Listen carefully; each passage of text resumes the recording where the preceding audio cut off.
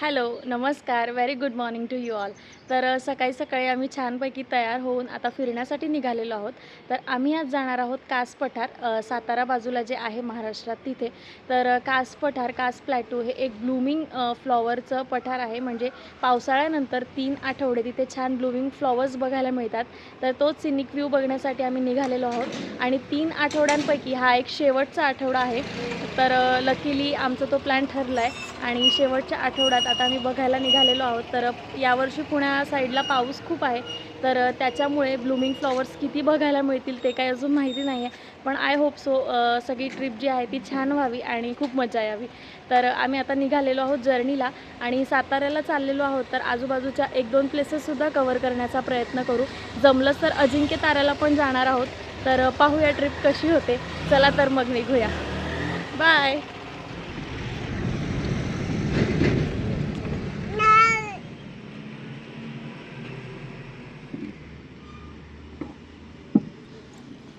बिटू, आपण कुठे चाललोय? कुठे चाललोय आपण? भूर है ना? कसं जायचं आपण भूर? भूर.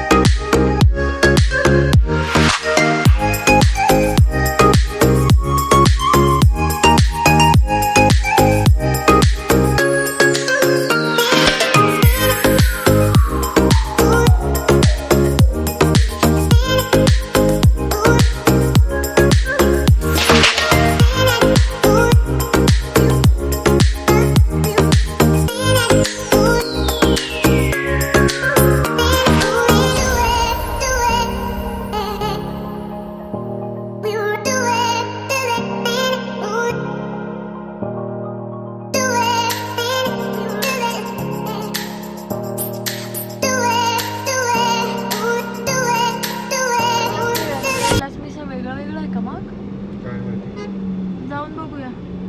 कैलास मिसळ ते आपल्या घराकडे तेच, म्हणजे फ्रँचायझी आहे ना ती पण. भूक तर लागली आता. काल जेवली पण नाही मी रात्री. छान वाटते प्लेस, जाऊन बघू. कात्रज बोगदा क्रॉस करून आता मी सातारा हायवेला लागलोय.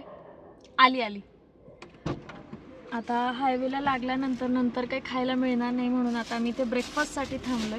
ब्रेकफास्ट करतो छान आणि मग पुन्हा जर्नीला सुरुवात करतो.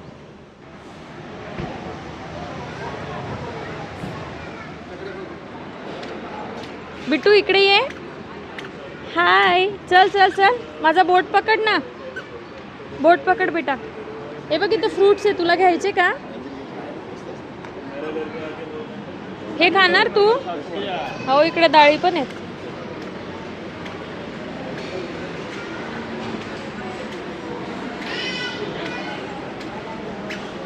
ते थोडं थोडं ते आकाश मिसळ सारखं वाटतंय ना. हो, सगळंच आहे यार इथे.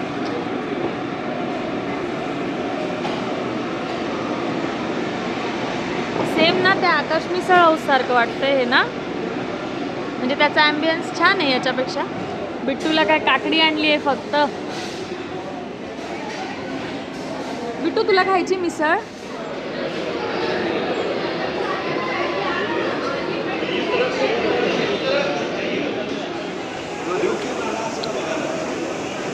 काय घेता, जवसपट्टी की गुळपट्टी? एक दे बरं आम्हाला.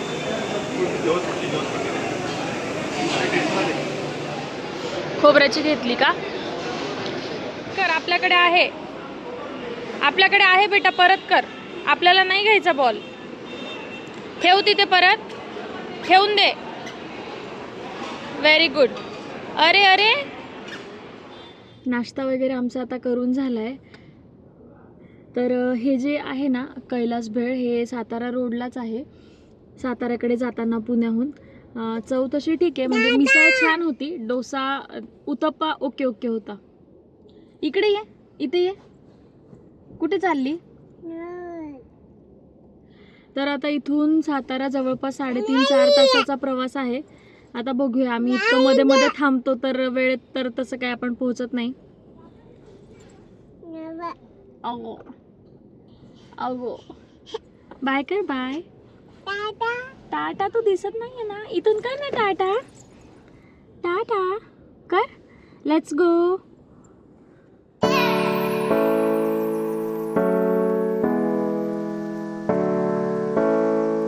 आम्ही आता जवळजवळ पोहोचत आलोय.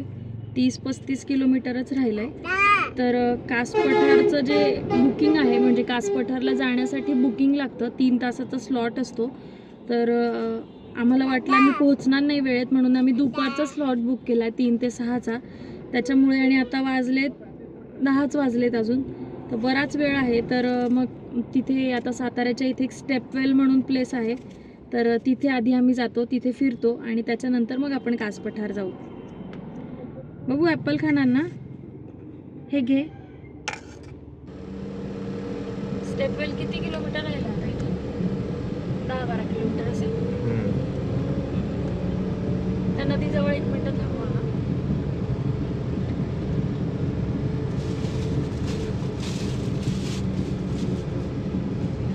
हो, नदी बघा किती छान आहे. ते मंदिर पूर्ण पाण्यात आहे, सुंदर आहे ना. जाऊ शकतो का आपण मंदिरात? महादेवाचं मंदिरच नाही, पूर्ण पाण्यात. पाणी किती छान वाटतंय, जसं केदारनाथ बद्रीनाथ ते फील येतोय ना त्या नदीचा. खूप सुंदर वाटतंय.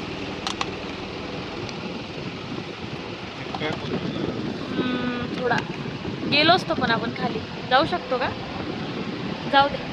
इकडे पण बघा किती पाणी खळखळ वाहतं. ब्रिजवरून जे मंदिर बघितलं ते आम्ही आता खाली बघण्यासाठी आलोय, कारण वरून बघितला व्ह्यू इतका सुंदर दिसत होता. म्हटलं मग खाली जाऊया.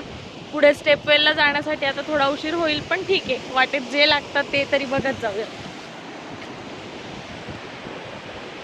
पाणी खूप खळखळ वाहतंय.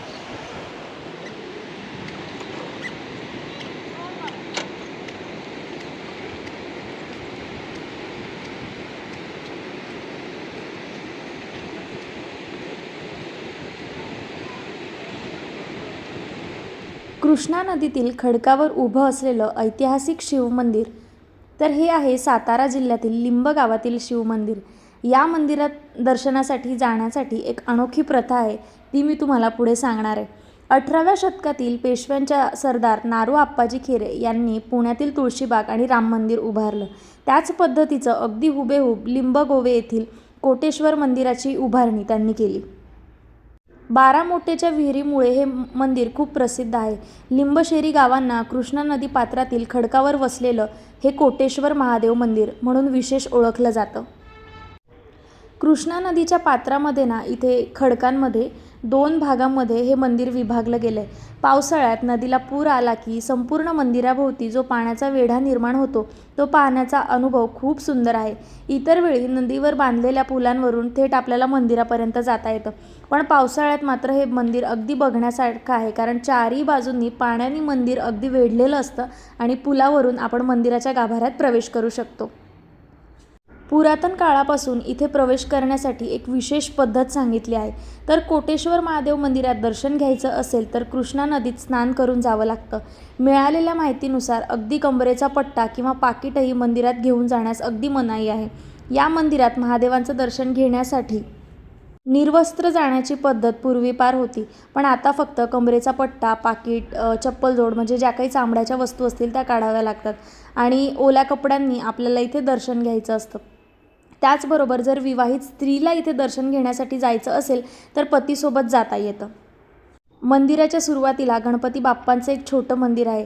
त्याच पुढे मंदिराच्या आवारात असलेल्या झाडाला एक पार आहे. पाराच्या खाली बाजूला देवळीत अनेक देवी देवतांच्या मूर्त्यासुद्धा इथे आहेत.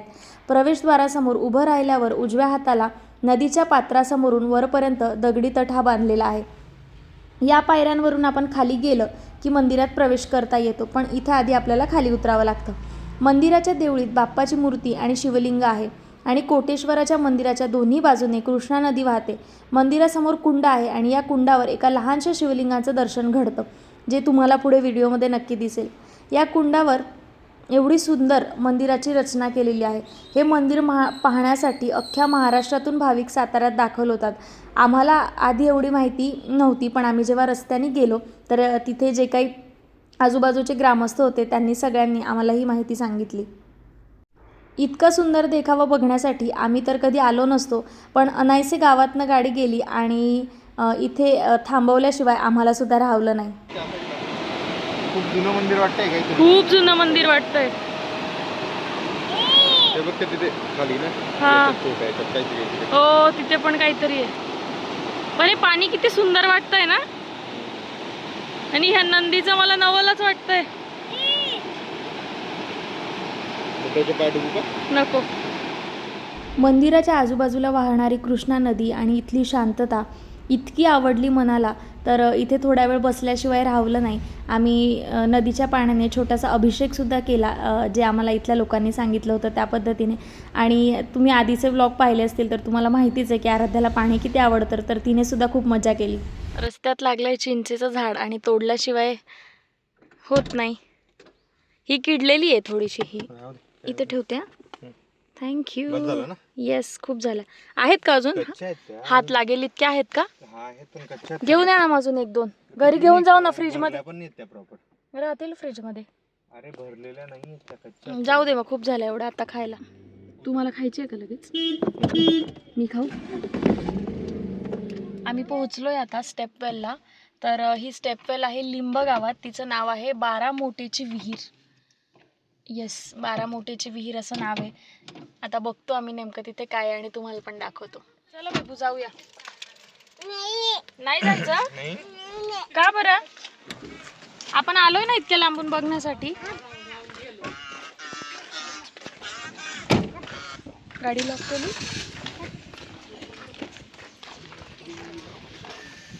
अखेर प्रवास करून आम्ही पोहोचलो बारामोटेची विहीर येथे. बारामोटेची विहीर म्हणजे 12 मोटा असलेली विहीर. ही वास्तुकलेची अप्रतिम नमुना असून ऐतिहासिक वास्तू सातारा जिल्ह्यात आहे. छत्रपती शिवाजी महाराजांचे नातू म्हणजेच संभाजी महाराजांचे पुत्र शाहू महाराज यांच्या कारकिर्दीमध्ये हे बांधकाम करण्यात आलेलं आहे. लिंब गावाच्या आसपास सुमारे 300 झाडांची आमराई होती. या आमराईसाठी आणि परिसरातील रहिवाशांच्या सोयीसाठी या विहिरीची रचना करण्यात आलेली आहे. विहिरीची रुंदी म्हणजेच व्यास हा 50 फूट असून त्याची जी खोली आहे म्हणजे त्यांची जी हाईट आहे ती 110 फूट इतक्या आकाराची आहे. अष्टकोनी आकार असून या बारामोटेच्या विहिरीला शिवलिंगाकृत असा आकार आहे. येथे मोडी लिपीमध्ये एक शिलालेखसुद्धा लिहिलेला आहे. जमिनीखालील महालात ही विहीर आहे. म्हणजे अशी विहीर मी आतापर्यंत एकदासुद्धा पाहिली नव्हती. तर आधी आपल्याला महालात उतरून जावं लागतं आणि त्याच्यानंतर खाली बघा तुम्हाला विहीर दिसत असेल. तर खूप सुंदर आहे. म्हणजे ऐतिहासिक वास्तू इतक्या सुंदर रचनेत बांधलेली आहे. तर आधीचे जे आपले काही शिल्पकार होते तर त्यांना सलाम करावा लागेल. आताच्या इंजिनियर्सला ही तोड नाही जी आधीच्या लोकांनी बांधकाम केलं आहे. काय मावशी? अच्छा, कशी दिली?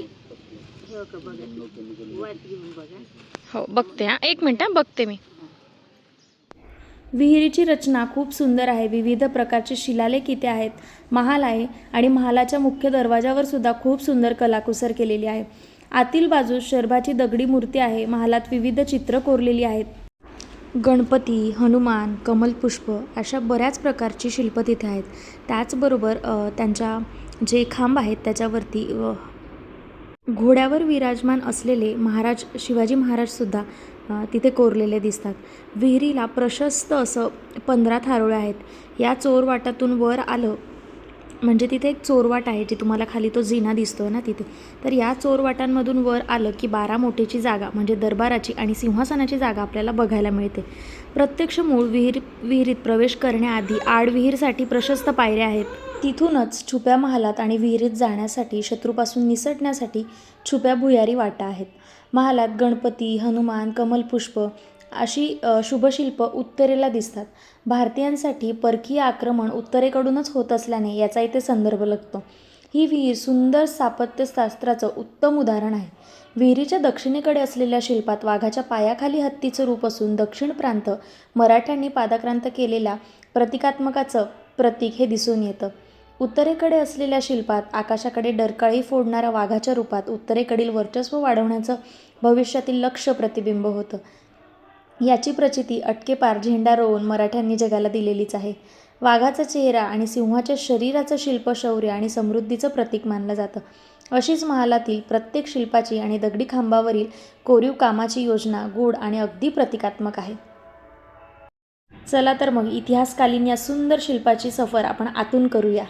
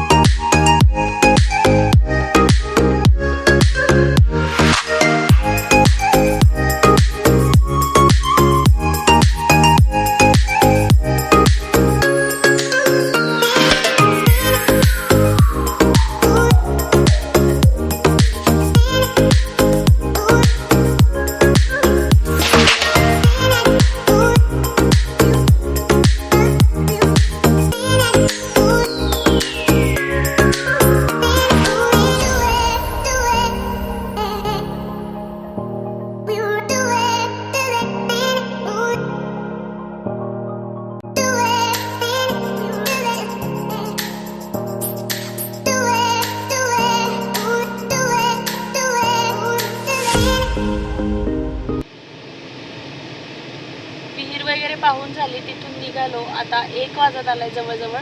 कासपठारची बुकिंग आमची 3 वाजेची आहे, तर त्याच्या आधी म्हटलं खाऊन घेऊ. सकाळपासून निघालोय, तर नाश्ता केला, त्याच्यानंतर काहीच नाही. आता इतकी भूक लागली आहे, तर आता बघू. हे रेस्टॉरंटमध्ये बघायला गेले, जर इथे छान असेल तर इथे जाऊ, नाहीतर मग पुढे जाऊ. पुढे पण एक हॉटेल आहे, ते पण मला आवडतंय, तर बघूया.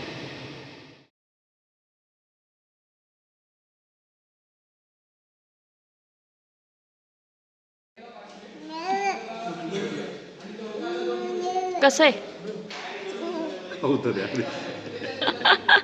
आणा, मी खाऊन बघते.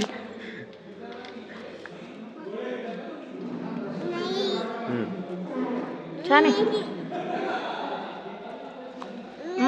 मस्त. वरती पठारावर चढल्यावरच आम्ही तिथे सगळं जेवण वगैरे आटोपलं आणि आता फायनली आम्ही डेस्टिनेशनजवळ पोहोचलेलो आहोत. तर जसं वरती आलो ना, तर इथलं स्काय जे आहे ते अगदी क्लिअर आणि सुंदर दिसायला लागलं. आजचं वातावरण खूप छान आहे, रस्ते अगदी सुंदर, इतकी ग्रीनरी. तर कासपठार बघण्यासाठी मी खूपच उत्सुक आहे. चला तर मग पार्किंगमध्ये पोहोचलोय, जाऊया आता आतमध्ये.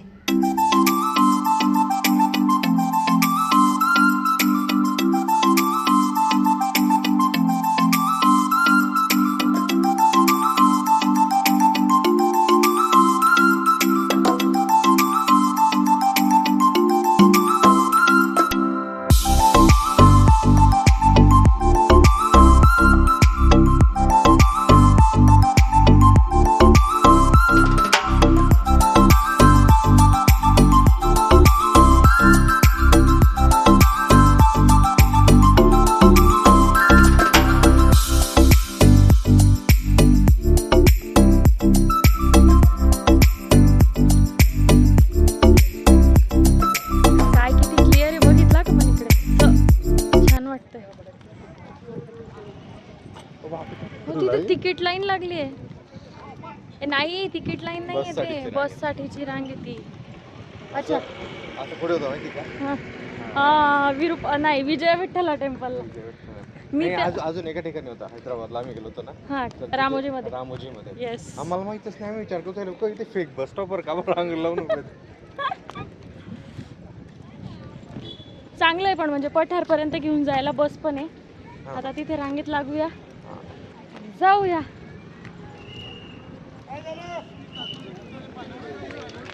आम्ही रांगेत लागतो, तुम्ही घेऊन या. बिटूला उभं करा ना खाली.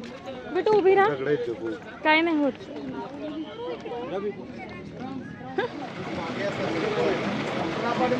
पण मग बस आपल्याला परत इथेच आणून सोडेल ना? का?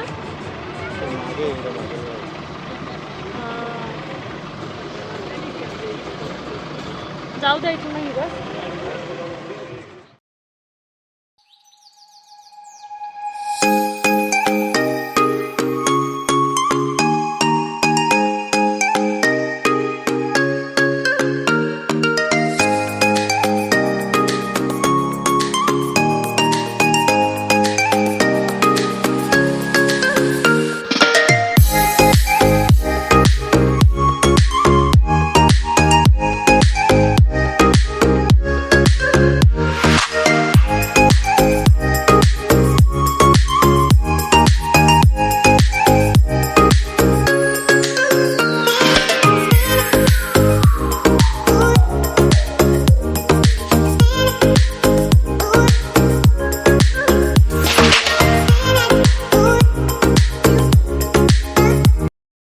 महाराष्ट्रातील ऐतिहासिक सातारा जिल्ह्यांमध्ये कास पठार हे विविध रंगीबेरंगी रानफुलांसाठी जगप्रसिद्ध आहे. म्हणूनच या पठाराला कास पुष्प पठार म्हणून ओळखलं जातं. युनेस्कोने 2012 साली या ठिकाणाला जागतिक वारसा स्थळ वर्ल्ड हेरिटेज साईट म्हणून मान्यता दिलेली आहे. वर्ल्ड हेरिटेज कमिटीने मान्य केलेल्या पश्चिम घाटातील 39 ठिकाणांपैकी कास पठार हे एक आहे.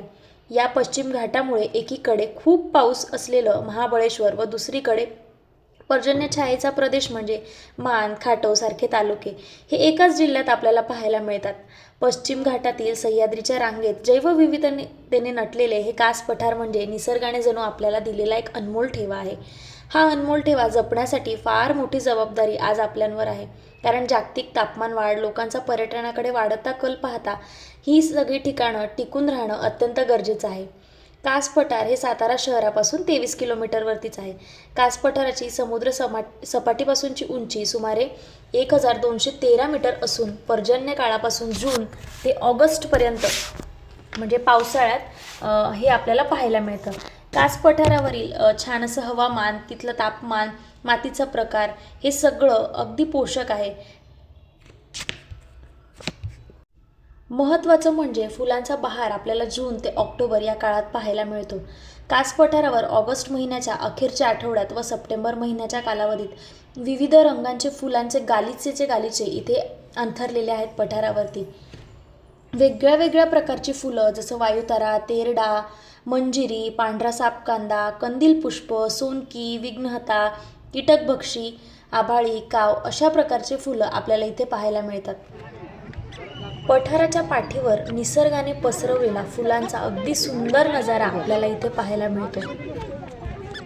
जितकी फुलांची नावं मी तुम्हाला आता सांगितली ना, तितकी फुलं मी आयुष्यात कधीही वाचलेली सुद्धा नव्हती आणि मला माहीत सुद्धा नव्हती. आपल्याला काय हिरवं, पिवळं, निळं, लाल रंगाचं फूल इतकंच माहीत आहे. गुलाब आणि मोगऱ्यापर्यंत आपली मजल. पण इथे जर तुम्ही गेलात तर तुम्हाला शेकडो प्रकारची विविध फुलं बघायला मिळतील, जी निसर्गाने आपल्याला दिलेली देणगी आहे. हां, बघितल्यानंतर आपल्याला कळत नाही की हे नक्की कुठलं फूल आहे, काय आहे, पण तिथला व्यवस्थितरित्या अभ्यास केला तर आपल्याला कळतं की निसर्गाने आपल्याला किती सुंदर देणगी दिलेली आहे. अगदी निसर्गाने पांघरलेली शाल आपल्याला या पठारावर बघायला मिळते.